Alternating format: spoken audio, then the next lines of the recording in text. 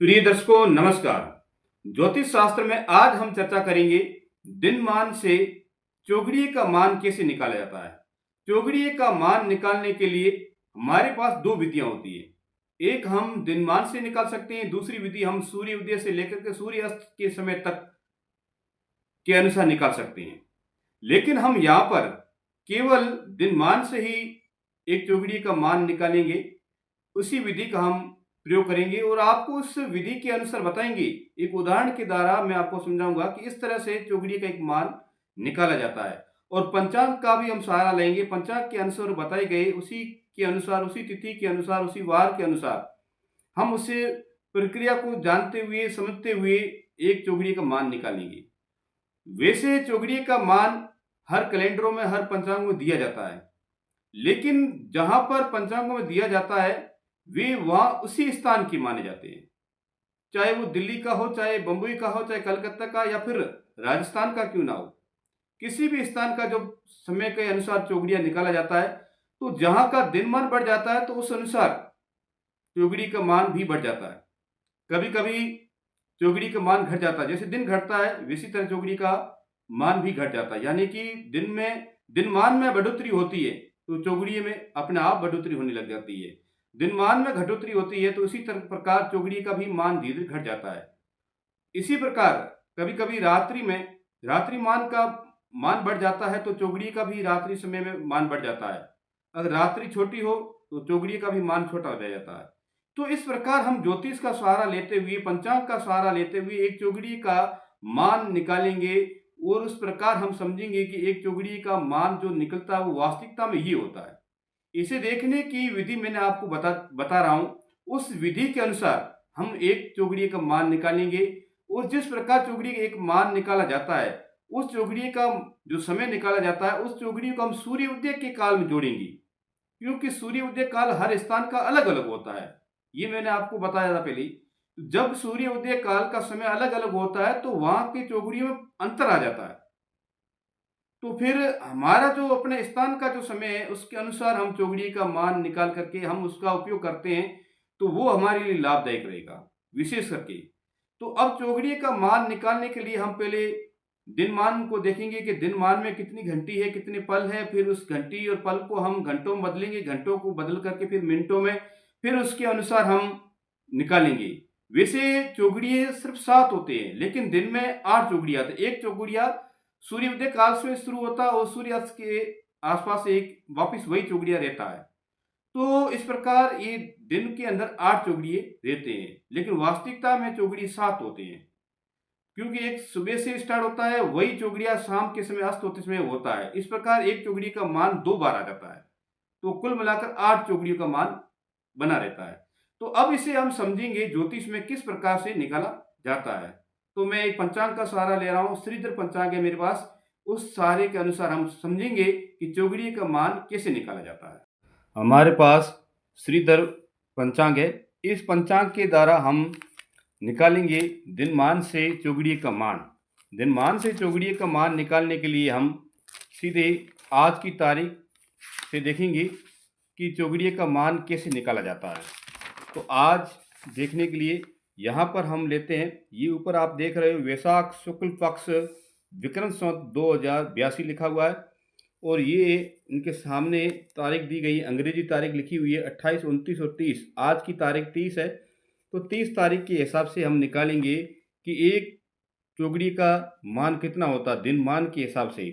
तो यहाँ पर ये तृतीया तिथि दी गई है और बुधवार है। और यहाँ पर हम सीधे दिनमान के करीबन देख रहे हैं। तो दिनमान ऊपर लिखा हुआ आप देख रहे हो। और ये 32 घंटे 31 पल, ये ऊपर लिखा हुआ है घंटी और पास में लिखा हुआ पल। यानी कि 32 घंटे 31 पल लिखा हुआ है और यहाँ पर पास में सूर्य उदय लिखा गया है। तो सूर्य उदय लिखा गया 6:05। ये सुबह का समय दिया गया है।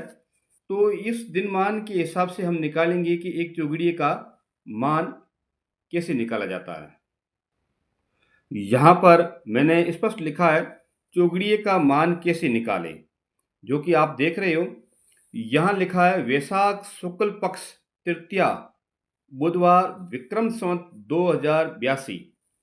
फिर मैंने यहाँ लिखा है दिनमान, जो कि मैंने आपको पंचांग बताया था 32 घंटे 31 पल। अब ये 32 घंटे 31 पल का दिनमान है। इस दिनमान के हिसाब से ही हम एक चौघड़िया का मान निकालेंगे कि एक चौघड़िया कितना समय होता है, कितने मिनट का होता है या कितने घंटे कितने मिनट का होता है। तो इस घंटी को हम, यानी कि इस घंटी को घंटों में बदलेंगे तो ढाई घंटी का 1 घंटा होता है। ढाई घंटी का 1 घंटा होता है, तो इस हिसाब से 30 घंटी का 12 घंटे होते हैं। 30 घंटी का 12 घंटे होते हैं, बाकी 2 घंटी रही। 2 घंटी यानी कि 1 घंटी में 24 मिनट होते हैं, तो 2 घंटी इस हिसाब से 2 घंटी में 48 मिनट होते हैं। तो कुल मिलाकर के ये 32 घंटे का जो समय दिया गया है, इस 32 घंटे का जो घंटी दी गई है, तो इसका समय जो पूरा होता है, वो 12 घंटे 48 मिनट होते हैं।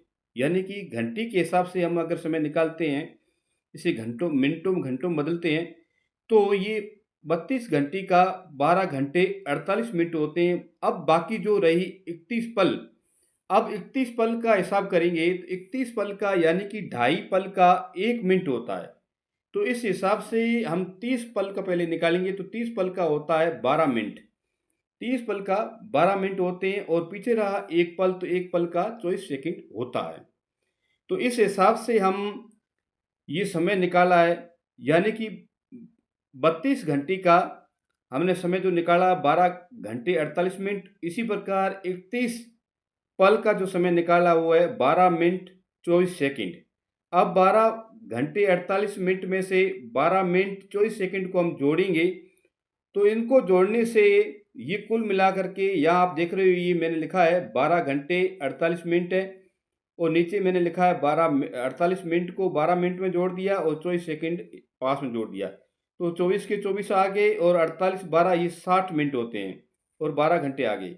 अब 60 मिनट का 1 घंटा होता है, तो इस हिसाब से हम देखेंगे 60 मिनट का 1 घंटा होता तो 12 घंटे, ये तो है 60 मिनट और जो है ये 60 मिनट का 1 घंटा और जोड़ेंगे तो ये 13 घंटे हो गए। यानी कि 32 घंटे और 31 पल का कुल मिलाकर दिनमान का जो समय है वो 13 घंटे का होता है, यानी कि पूरा दिन 13 घंटे का ही रहेगा। अब 13 घंटे का जो दिन रहता है, अब 13 घंटे को हम मिनटों में बदलेंगे, क्योंकि 8 का भाग देना है, तो इसके लिए मिनटों में बदलने से हमें वो क्या है कि जल्दी इसका मान आसानी से निकाला जा सकता है। तो यहाँ पर हम 13 घंटे को मिनटों में बदलेंगे, तो यहाँ पर हम 13 को 60 से गुणा करेंगे। 60 से गुणा करने पर 780 मिनट आते हैं। हमने 13 को 60 से गुणा किया तो 780 मिनट आए। अब 780 मिनट आए तो एक चौघड़िए का मान निकालने के लिए हम 780 में से 8 का भाग देंगे। 8 का भाग देते हैं, तो यहाँ पर मैंने 8 का भाग दिया है, तो पहले 780 में से 8 का भाग दिया तो 9 बार गया। फिर इसको घटाया 60 रह गई, 78 में से 72 घटाए 60 रहे।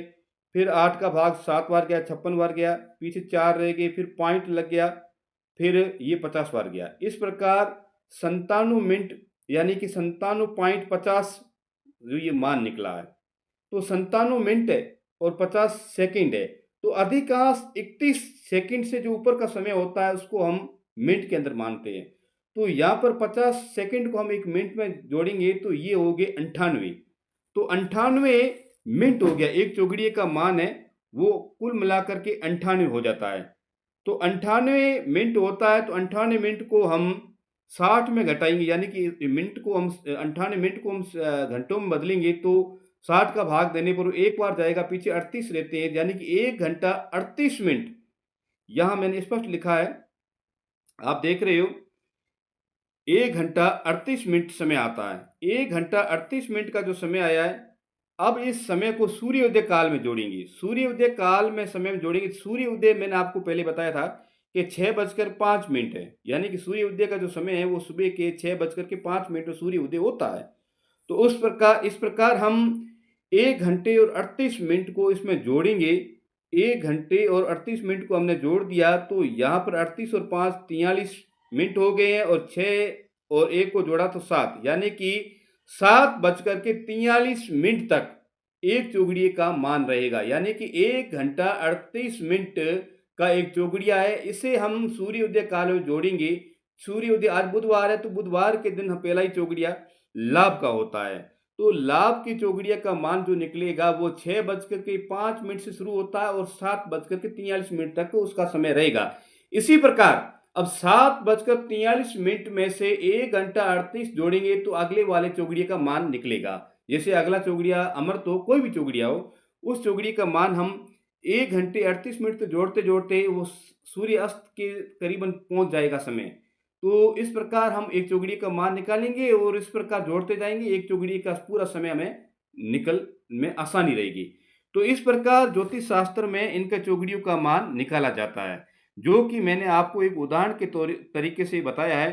तो इस प्रकार हम चौघड़िया का मान निकालेंगे, तो वो हमारे लिए अच्छा रहेगा। हम उस चौघड़िया के समय के अनुसार अगर कोई शुभ कार्य करते हैं, तो उसमें हमें विशेष लाभ होता है और हमारा कार्य में सफलता प्राप्त होती है। जो कि आप देख रहे हो पंचांगों में जो समय दिया जाता है, वो वास्तविकता में एक काल्पनिक समय दिया जाता है। नीचे स्पष्ट लिखा जाता है, जो कि मैं आपको एक श्रीधर पंचांग के अनुसार आपको बता रहा हूँ। मेरे पास श्रीधर पंचांग है। यहाँ पर आप देख रहे हो, यहाँ पर इसने लिखा है कि चौघड़िया का मान कैसे निकाला जाता है।